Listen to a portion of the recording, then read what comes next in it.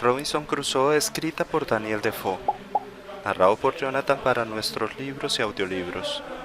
Robinson Crusoe fue publicada en 1719.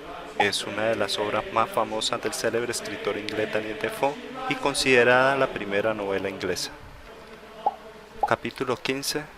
Robinson logra su libertad. Solo restaba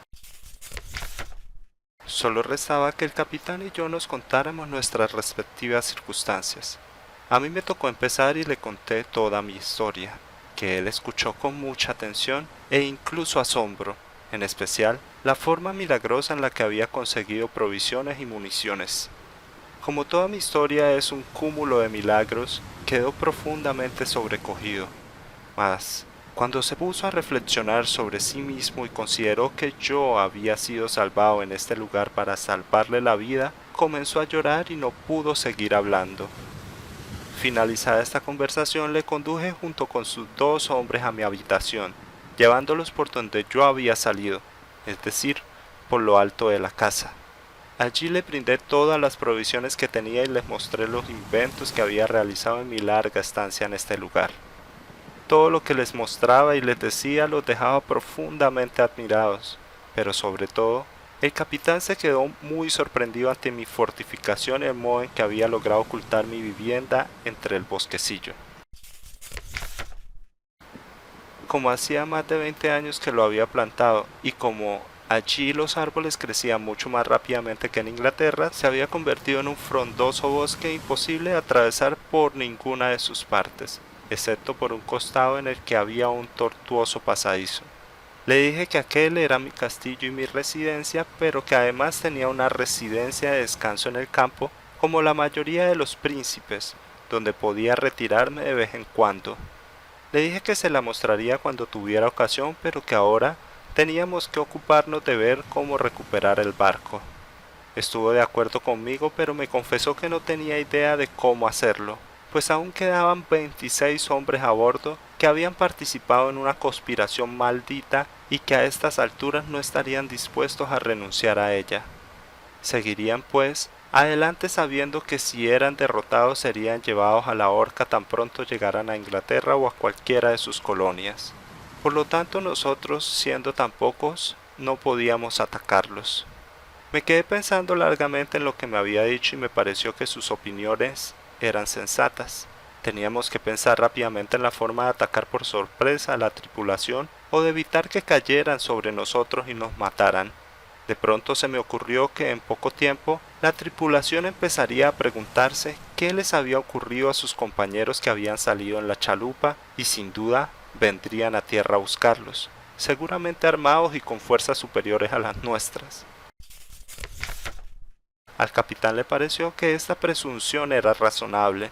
Entonces le dije que lo primero que debíamos hacer era evitar que se llevaran la chalupa que estaba en la playa, vaciándola para que no pudieran utilizarla. Así pues nos dirigimos a la barca y retiramos las armas que aún quedaban a bordo y todo lo que encontramos, una botella de brandy y otra de ron, algunas galletas, un cuerno de pólvora y un gran terrón de azúcar envuelto en un trozo de lienzo. Todo lo recibí con agrado, en especial el brandy y el azúcar, que no había probado durante años. Cuando hubimos llevado todo esto a la costa, ya habíamos cogido los remos, el mástil, la vela y el timón del bote, como he dicho anteriormente. Le abrimos un agujero en el fondo, de modo que si venían con fuerzas para derrotarnos, no pudiesen llevárselas. La verdad es que no estaba convencido de que pudiésemos recuperar el barco, pero pensaba que si se iban sin la chalupa, podríamos arreglarla para que pudiera transportarnos hasta las islas de Sotavento y en el camino recogeríamos a nuestros amigos españoles a quienes recordaba constantemente. Habíamos arrastrado la chalupa hasta la playa, tierra adentro, para que la marea no pudiera llevársela y le hicimos un agujero en el fondo lo suficientemente grande como para que no pudiese taponarse fácilmente. De pronto, mientras nos debatíamos sobre qué hacer, escuchamos un cañonazo que procedía del barco y advertimos que hacían señales para llamar a la chalupa a bordo. Pero como ésta no se movía, dispararon varias veces más y le hicieron nuevas señales. Finalmente, cuando se dieron cuenta de que las señales y los cañonazos eran inútiles y que la chalupa no regresaba, vimos con la ayuda de mi catalejo que echaban al agua otra chalupa y remaban hacia la orilla. A medida que se aproximaban, pudimos ver que venían al menos 10 a bordo y que traían armas de fuego. Puesto que el barco estaba anclado a casi 2 leguas de la costa, podíamos verlos claramente mientras se acercaban, incluso sus rostros, pues la marea los había hecho desplazarse un poco hacia el este y remaban de frente a la orilla, hacia el lugar donde había desembarcado la otra chalupa. De este modo, como he dicho, podíamos verlos claramente. El capitán reconocía la fisionomía y el carácter de todos los hombres que iban en la chalupa. Nos dijo que entre ellos había 3 hombres muy honrados que, dominados o aterrorizados por el resto, se habían visto obligados a participar en el motín, pero el contramaestre, que parecía ser el jefe del grupo, y los demás eran los más temibles de toda la tripulación y estarían sin duda empecinados en proseguir su nueva empresa. Ante esto el capitán se mostró muy inquieto, pues temía que fuesen demasiado fuertes para nosotros. Le sonreí diciéndole que en nuestras circunstancias debíamos superar el miedo y pues como cualquier situación sería mejor que esta en la que nos encontrábamos, debíamos esperar que el resultado de todo esto fuera la liberación,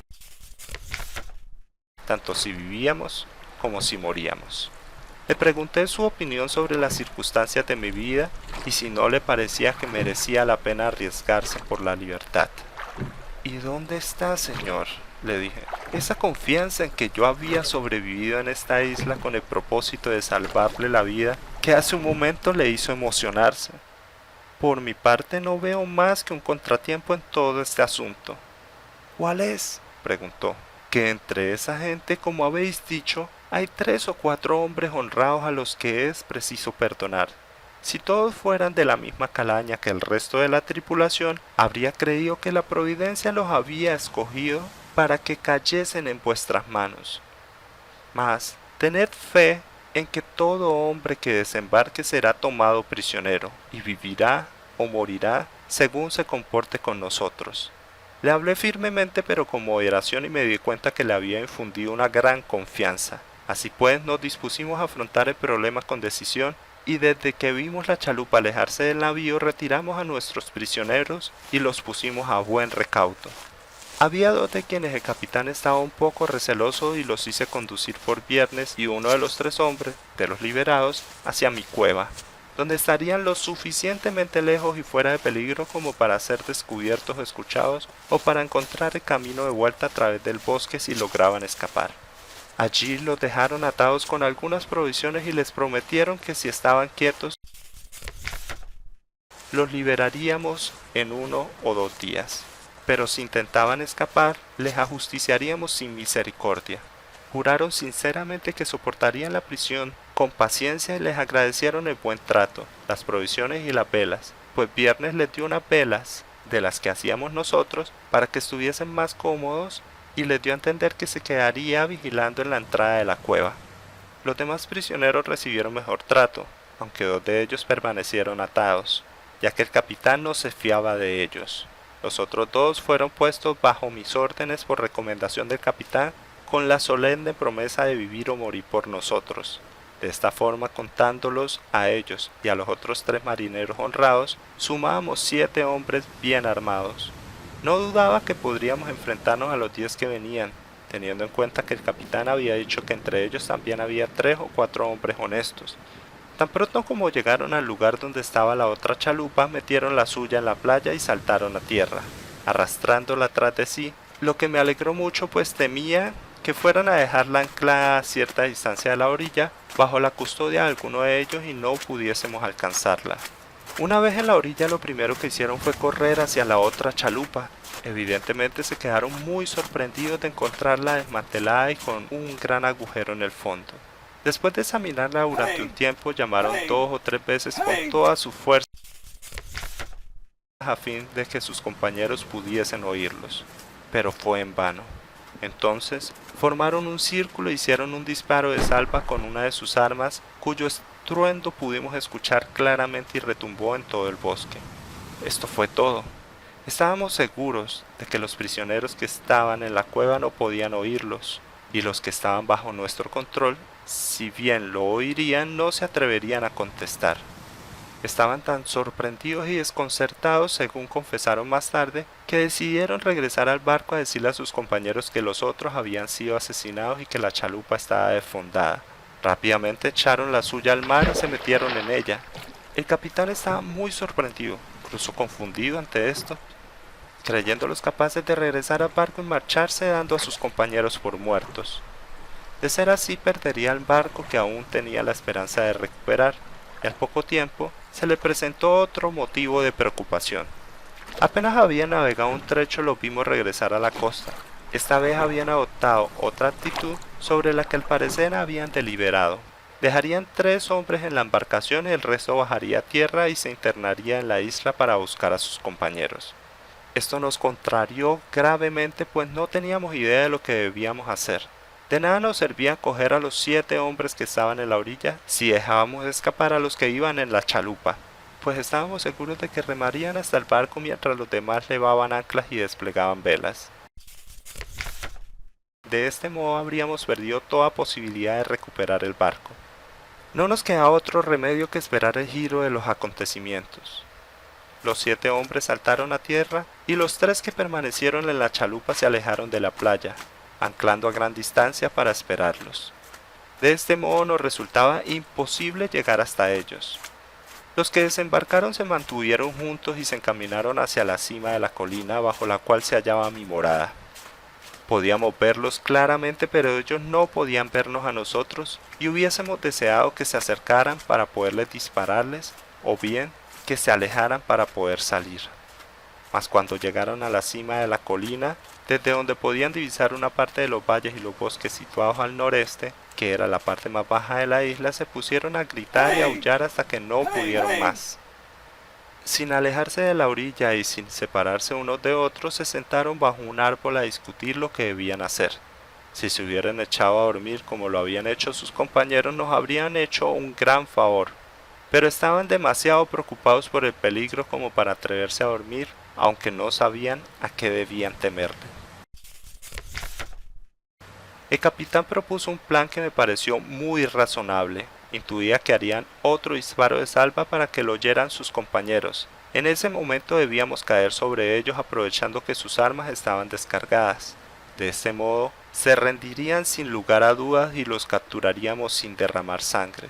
Me gustó la idea siempre y cuando la ejecutáramos mientras estuviéramos lo suficientemente cerca como para alcanzarlos antes de que volvieran a cargar sus armas.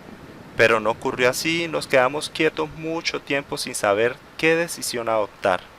Finalmente les dije que en mi opinión no había nada que hacer hasta que cayera la noche, y entonces, si no regresaban a la chalupa, tal vez encontraríamos la forma de impedirles llegar a la orilla o utilizar algún tipo de estratagema con los que estaban en la chalupa para hacerlos venir a la orilla.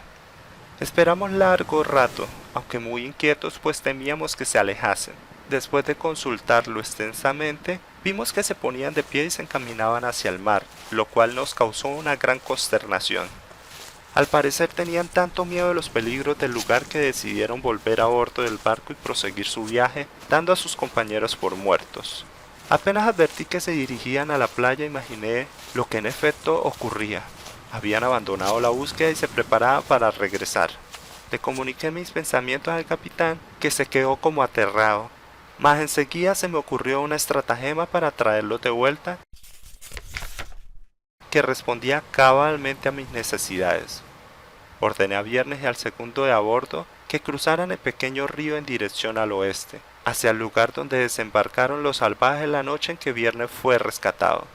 Cuando llegaran a un pequeño promontorio que estaba como a media milla, gritarían lo más fuertemente que pudieran y esperarían hasta que los marineros los oyeran. Después que les hubiesen contestado, debían regresar manteniéndose ocultos y respondiendo a sus gritos a fin de adentrarlos lo más posible en el bosque, dando un largo rodeo por ciertos caminos que les señalé hasta llegar a donde estábamos nosotros. Los marineros estaban llegando al bote cuando Viernes y el segundo a bordo comenzaron a aullar. Los escucharon y en el acto les contestaron y comenzaron a correr a lo largo de la costa en dirección oeste, hacia el lugar donde provenía la voz. Se detuvieron cuando llegaron al río, pues estaba demasiado crecido en ese momento como para cruzarlo. Entonces Llamaron a los que estaban en la chalupa para que se llegaran hasta allí y les ayudaran a cruzar, tal y como yo lo esperaba. Cuando alcanzaron la otra orilla, observé que la chalupa se había internado un buen trecho en el río y había llegado a una especie de puerto en la tierra.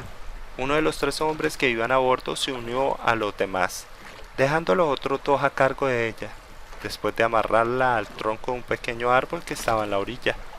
Esto era lo que yo esperaba, así que dejé a Viernes y al segundo a bordo a cargo de su parte. Yo me fui con los otros y cruzando la ensenada sin ser vistos, sorprendimos a los 2 hombres antes de que pudiesen darse cuenta.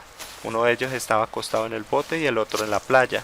El que estaba acostado en la playa parecía estar entre dormido y despierto, y cuando se fue a poner de pie, el capitán que iba adelante se abalanzó sobre él y lo derribó. Entonces le gritó al que estaba en la chalupa que se rindiera o sería hombre muerto. No eran necesarios demasiados argumentos para que un hombre solo se rindiera frente a 5, cuando su compañero se hallaba derribado en el suelo. Además, al parecer, este era uno de los 3 que no había participado activamente en el motín, como el resto de la tripulación, por lo que pudimos persuadirlo fácilmente, no solo de rendirse, sino de unirse sinceramente a nosotros. Mientras tanto, Viernes y el segundo a bordo cumplían cabalmente su misión con los demás marineros. Gritando y aullando los condujeron de colina en colina y de bosque en bosque hasta dejarlos totalmente agotados en un lugar tan apartado que les sería imposible regresar a la chalupa antes del anochecer. En verdad, ellos mismos estaban extenuados cuando se reunieron con nosotros. No podíamos hacer más que espiarlos en la oscuridad para poder atacarlos con éxito. Habían transcurrido varias horas desde que Viernes se había reunido con nosotros cuando los marineros llegaron a la chalupa. Desde lejos podíamos escuchar a los que venían delante diciéndole a los demás que apuraran el paso, a lo que estos respondían quejándose y diciendo que estaban tan fatigados que no podían hacerlo. Esto nos alegró mucho. Finalmente llegaron a la chalupa.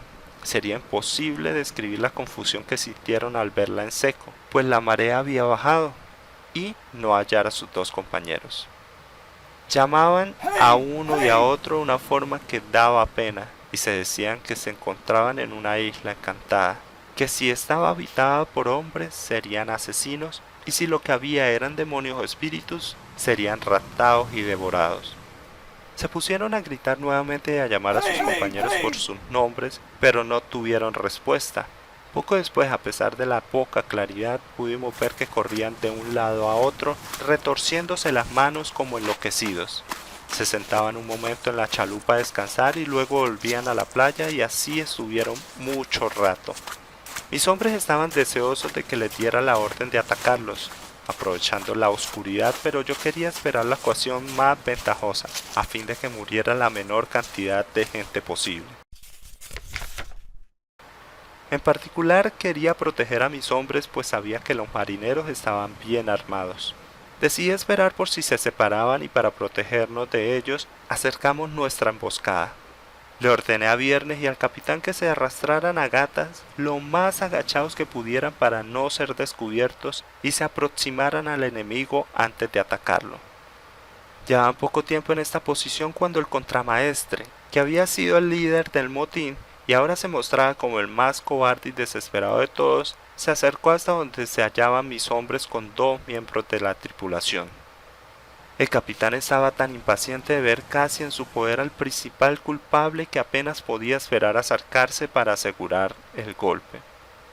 Hasta ese momento solo habían podido escuchar su voz, pero cuando los tuvieron a tiro, Viernes y el capitán se pusieron en pie de un salto y abrieron fuego sobre ellos. El contramaestre cayó muerto en el acto, el segundo cayó muy mal herido cerca de él y murió al cabo de 1 o 2 horas. El tercero pudo escapar. Cuando sonaron los disparos avancé enseguida con todo mi ejército, que ahora se componía de 8 hombres, yo que era el generalísimo, Viernes que era mi teniente general, el capitán con sus 2 hombres y los 3 prisioneros a los que habíamos confiado armas. Nos acercamos a ellos en la oscuridad, de modo que no pudiesen ver cuántos éramos. Al hombre que habíamos encontrado en la chalupa, que ahora era uno de los nuestros, le ordené llamarlos por sus nombres para intentar llegar a un acuerdo con ellos. lo cual ocurrió tal y como lo deseábamos, pues resulta fácil imaginar que en la situación en la que se hallaban no les quedaba otra alternativa que capitular. Así pues el marinero llamó a uno de ellos con todas sus fuerzas. «Don Smith, Don Smith, Don Smith», respondió al instante. «¿Eres tú, Robinson?», pues le había reconocido la voz. «Sí, sí», respondió Robinson. «En nombre de Dios, Don Smith, entrega las armas y rendíos, porque si no, todos seréis hombres muertos». «¿A quién debemos rendirnos?», preguntó Smith. «¿Dónde están?». «Están aquí», dijo Robinson. «Aquí está nuestro capitán acompañado de 50 hombres y os viene persiguiendo desde hace 2 horas. El contramaestre está muerto. Will Fry está herido y yo estoy prisionero. Si no os rendís, estaréis todos perdidos». «¿Se nos dará cuartel si nos rendimos?», preguntó Tom Smith. «Voy a preguntarlo, pero si prometéis rendiros», respondió Robinson. Se dirigió al capitán, que les gritó: «Tú, Smith, ya conocéis mi voz.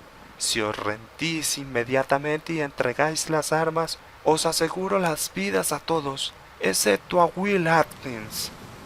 Enseguida, Will Atkins gritó: «En el nombre de Dios, capitán, concededme cuartel. ¿Qué he hecho yo? Todos son tan culpables como yo». Mentía a este respecto, pues al parecer Will Atkins había sido el primero en tomar prisionero al capitán cuando se amotinaron y lo había tratado injuriosamente, amarrándole las manos e insultándolo. No obstante, el capitán le dijo que se rindiesen a su propia discreción y confiara en la misericordia del gobernador. Se refería a mí, pues todos me llamaban gobernador. Acto seguido, depusieron sus armas y rogaron por sus vidas. Envié al hombre que les había hablado primero con otros 2 compañeros para que los atasen. Entonces mi formidable ejército de 50 hombres, que con aquellos 3 sumaba 8, avanzó hacia ellos y se apoderó de la chalupa. Yo me mantuve alejado con uno de ellos por razones de estado. Nuestra siguiente tarea era reparar la chalupa y tomar el barco. El capitán, que ahora tenía tranquilidad para hablar con ellos, les recriminó su villanía y las posibles consecuencias funestas de su proyecto, pues con toda certeza los habría podido llevar a la miseria y a la larga a la horca. Todos ellos se mostraron sumamente arrepentidos y suplicaron que se les perdonase la vida.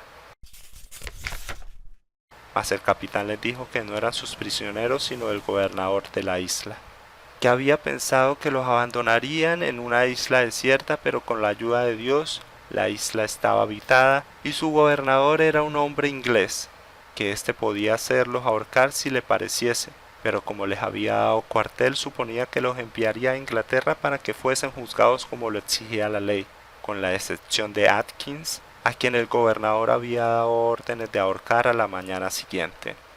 Aunque todo esto era una ficción, surtió el efecto que esperaba. Atkins cayó de rodillas y le suplicó al capitán que intercediese por él ante el gobernador. Los demás le pidieron en nombre de Dios que no los enviasen a Inglaterra. Se me ocurrió entonces que el momento de nuestra liberación había llegado y que resultaría muy fácil hacer que aquellos hombres rescataran el navío.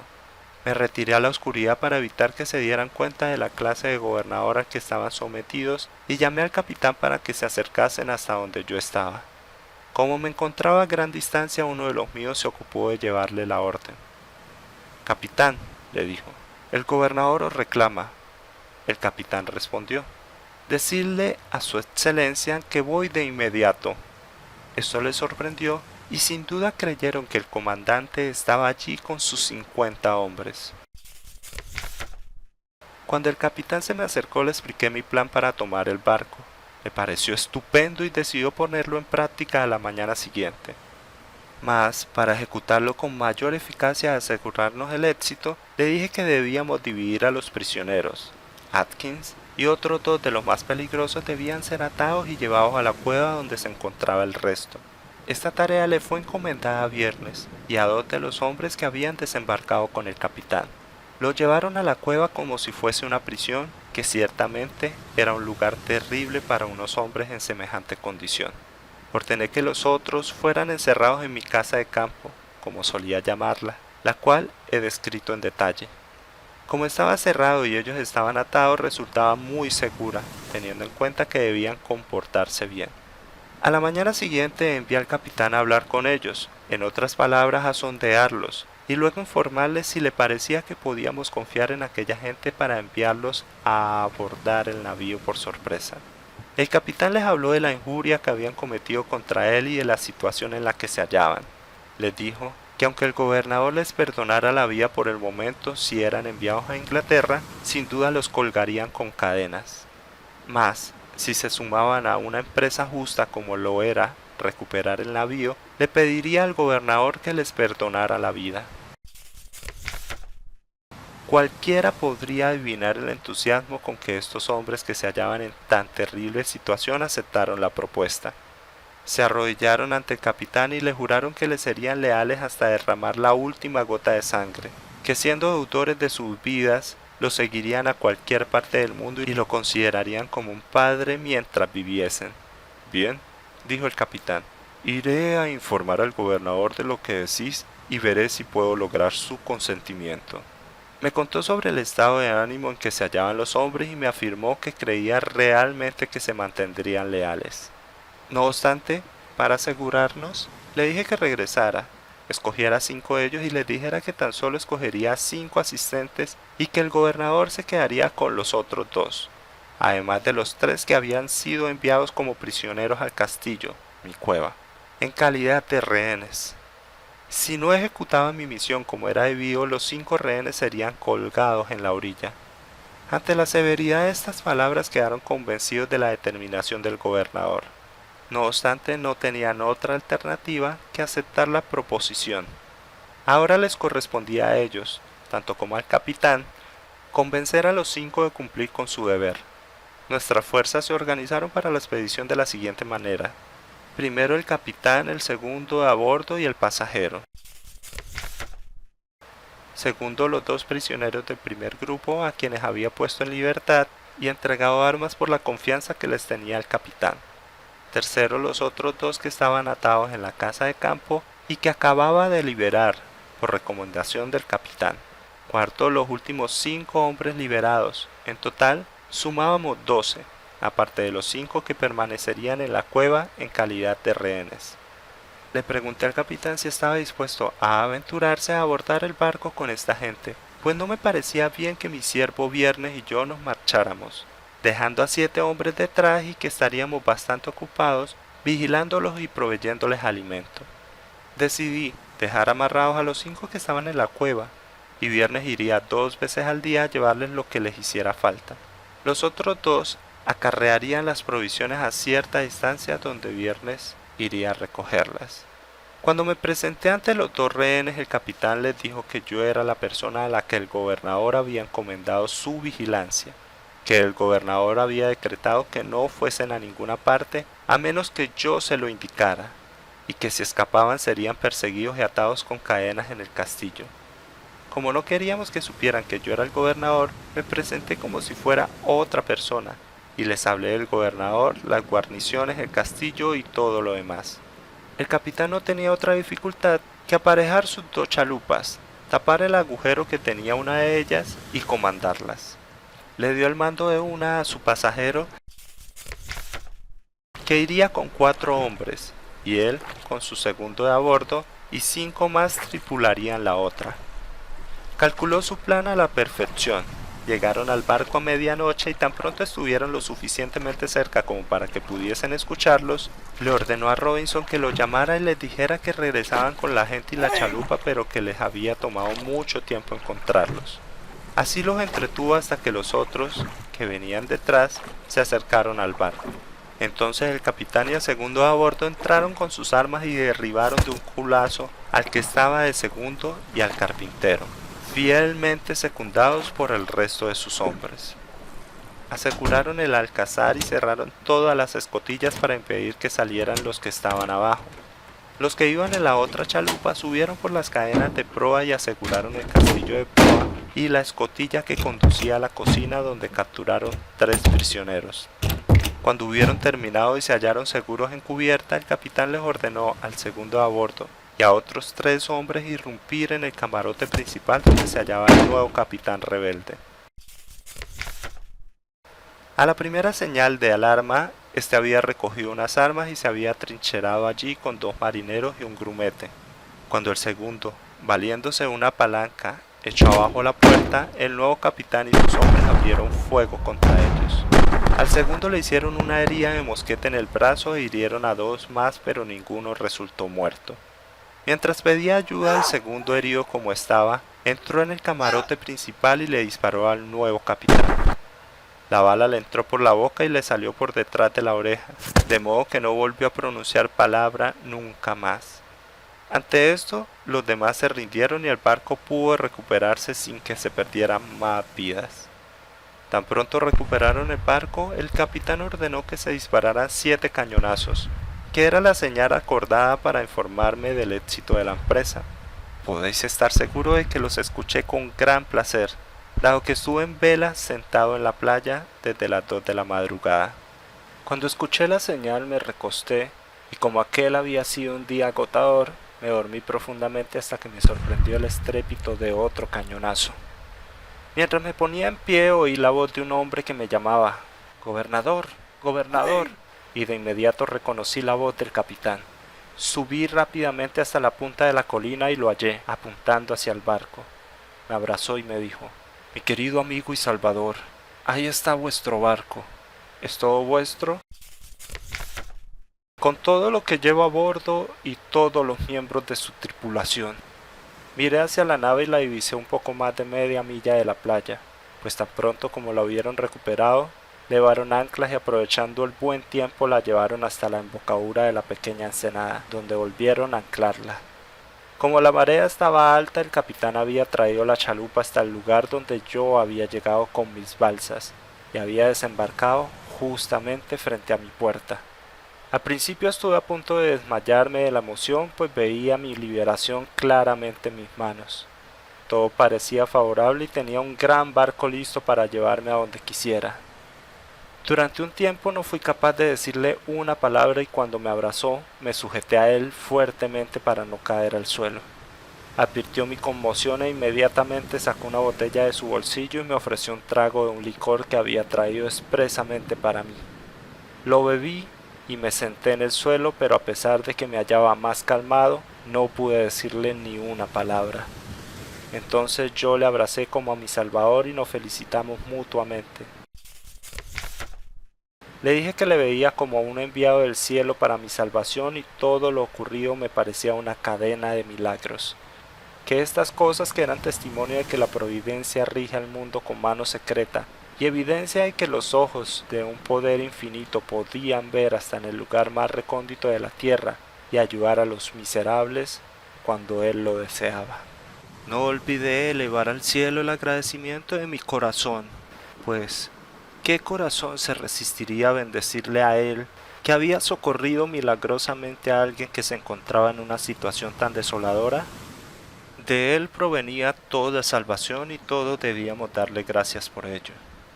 Después de conversar un rato, el capitán me dijo que me había traído algunas de las provisiones que había en el barco y que habían podido rescatar del prolongado saqueo de los amotinados.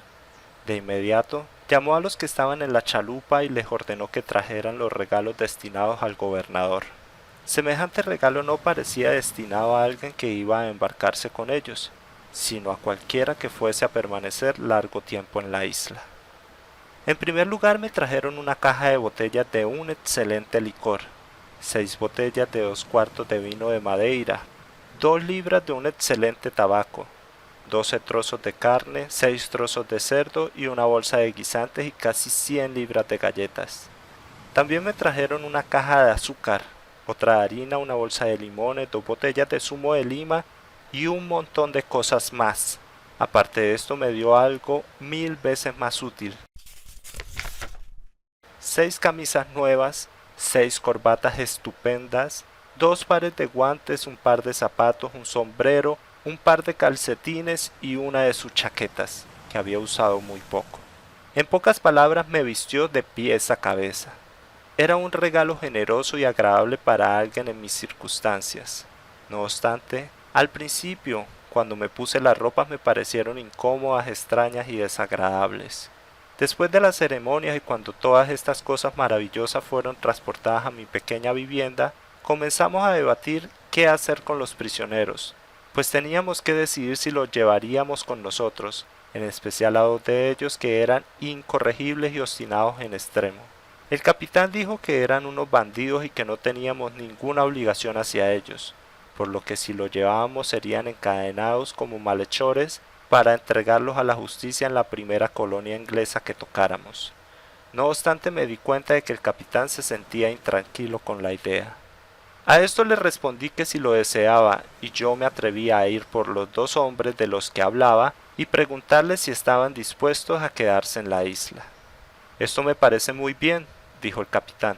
Bien, le dije. Mandaré a buscar y hablaré con ellos en su nombre. Mandé a Viernes y a los dos rehenes que habían sido puestos en libertad por la buena gestión de sus compañeros a que fueran a la cueva.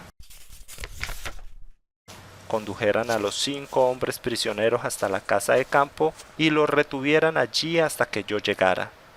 Al poco rato volví hasta allí, vestido con mis nuevas ropas y habiendo tomado otra vez el título del gobernador. Cuando estuvimos todos reunidos y con el capitán a mi lado, ordené que trajeran a los prisioneros ante mí y les dije que estaba al tanto de su malvada conducta hacia el capitán y de la forma en que habían tomado el barco con la intención de cometer nuevas fechorías. Si la providencia no los hubiese hecho caer en el mismo foso que habían cavado para otros. Les dije que el barco había sido tomado por órdenes mías, que por eso estaba en la rada y que dentro de poco verían la recompensa que había recibido su rebelde capitán, que estaba colgado del palo mayor. Les pregunté si tenían algo que alegar para que yo no ordenase su ejecución como piratas cogidos en el acto del delito, conforme con la autoridad que me había sido conferida. Uno de ellos contestó, en nombre del resto, que no tenía nada que alegar, salvo que el capitán les había prometido perdonarles la vida cuando los tomó prisioneros, por lo que humildemente imploraba mi clemencia. Les dije que no creía que debía tener ninguna clemencia con ellos, pero que había decidido abandonar la isla con todos mis hombres y embarcarme con el capitán rumbo a Inglaterra. Como el capitán no podía llevarlos a Inglaterra, sino eran encadenados como prisioneros para ser ejecutados por el motín y el hurto del barco, tan pronto llegasen allí. Serían condenados a la horca como bien sabían. Les pregunté si estarían dispuestos a quedarse en la isla, lo cual me parecía lo mejor para ellos y les comuniqué que no me importaba que lo hicieran, ya que yo tenía libertad de abandonarla, puesto que me sentía inclinado a perdonarles la vida si ellos pensaban que podían sobrevivir aquí, lo haría de grado. Se mostraron muy agradecidos por esto y dijeron que preferían quedarse en la isla antes que ser conducidos a Inglaterra para ser ahorcados, de modo que accedí en este tema. No obstante, el capitán comenzó a presentar ciertas objeciones como si no se atreviese a dejarlos aquí. Me mostré un poco enfadado con el capitán y le dije que eran prisioneros míos y no suyos, que habiéndoles perdonado no podía faltar a mi palabra, que si no estaba de acuerdo con esto los pondría en libertad tal cual los había encontrado, y que si esto no le parecía bien, podía arrestarlos si lograba capturarlos. Ante esto todos se mostraron muy agradecidos. En consecuencia los puse en libertad y les dije que se retiraran al lugar del bosque de donde habían venido y que yo les daría armas, municiones e instrucciones para vivir cómodamente, si esto les parecía bien. Entonces comencé a prepararme para subir a bordo del barco. Le dije al capitán que deseaba pasar la noche en la isla para arreglar mis cosas, pero deseaba que él permaneciera en el barco, para mantener el orden y al día siguiente me enviara una chalupa. Mientras tanto debía colgar al capitán rebelde del palo mayor para que los hombres pudieran verlo. Cuando el capitán se hubo marchado hice venir a esos hombres a mi vivienda y entablé con ellos una conversación muy seria sobre su situación. Les dije que según mi criterio habían tomado la decisión correcta, porque si el capitán los llevaba, sin duda serían ahorcados. Les mostré al capitán rebelde colgado del palo mayor del barco y les aseguré que no podían esperar nada mejor. Después de cerciorarme de que estaban dispuestos a quedarse en la isla, les dije que deseaba contarles la historia de mi vida en aquel lugar, a fin de facilitarles un poco las cosas. Por consiguiente les hice una detallada descripción del lugar y de mi llegada. Les mostré mis fortificaciones, la forma en que hacía mi pan, sembraba mi grano y secaba mis uvas. En pocas palabras, todo lo necesario para que estuvieran cómodos. También les conté la historia de los 16 españoles por cuyo regreso estábamos aguardando, y les dejé una carta haciéndoles prometer que lo compartirían todo con ellos. Les dejé mis armas, a saber, 5 mosquetes, 3 escopetas de caza y 3 espadas. Aún tenía más de 1,5 barriles de pólvora, pues después del segundo año utilicé muy poca y no desperdicié ninguna. Les hice una descripción del modo en que cuidaba las cabras y les di instrucciones para ordeñarlas y alimentarlas y para hacer mantequilla y queso. En pocas palabras les conté todos los detalles de mi historia y les dije que le pediría al capitán que les dejara otros 2 barriles de pólvora y algunas semillas, las cuales en otro momento me habría gustado mucho tener. También les di la bolsa de guisantes que el capitán me había regalado y les aconsejé que los sembraran y los cultivaran. Habiendo hecho todo esto, al día siguiente los abandoné y subí a bordo del barco. Nos preparamos inmediatamente para zarpar, pero no levamos anclas esa noche. A la mañana siguiente 2 de los 5 hombres que se habían quedado llegaron a nado hasta el barco, quejándose lastimosamente de los otros 3 y suplicando por Dios que los lleváramos en el barco. De lo contrario, serían asesinados. Le rogaron al capitán que los dejase subir a bordo, aunque solo fuese para colgarlos inmediatamente. El capitán dijo que no podía hacer nada sin mi consentimiento y después de algunos inconvenientes y solemnes promesas de enmienda, se les permitió subir a bordo y se les azotó fuertemente, después de lo cual se comportaron como hombres honestos y tranquilos. Tras de esto, con la marea alta, una de las chalupas fue enviada a la orilla con las cosas que les había prometido a los hombres, a lo cual por intercesión mía, el capitán agregó sus cofres y algunas ropas, que recibieron con sumo agrado. Además, para animarlos les dije que si en el camino encontraba algún navío que pudiera recogerlos, no me olvidaría de ellos. Al abandonar la isla, traje conmigo algunas reliquias como el gran gorro de piel de cabra que me había confeccionado, la sombrilla y el loro. También traje el dinero del que hablé al principio, que como había estado guardado durante tanto tiempo se había oxidado y ennegrecido, y apenas habría podido pasar por plata, si antes no lo hubiese limpiado y pulido. Traje además el dinero que había encontrado en el naufragio del barco español. Y fue así como abandoné la isla el 19 de diciembre de 1686, según los cálculos que hice en el barco, después de haber vivido en ella 28 años, 2 meses y 19 días. De este segundo cautiverio fui liberado el mismo día del mes que había escapado por primera vez de los moros de Salé en una piragua. Fin del capítulo 15 de Robinson Crusoe, escrita por Daniel Defoe, narrado por Jonathan para nuestros libros y audiolibros. Si les gustó este audiolibro, pulsen me gusta, compártanlo en todas sus redes sociales y dejen sus comentarios. Toda la información de las redes sociales, correo electrónico y página oficial la encuentran en la descripción. Puedes encontrar otros audiolibros en el canal de YouTube de nuestros libros y audiolibros. Recuerda suscribirte. Me gustaría saber qué otros libros quieres escuchar. Cuídense mucho y gracias por escucharnos.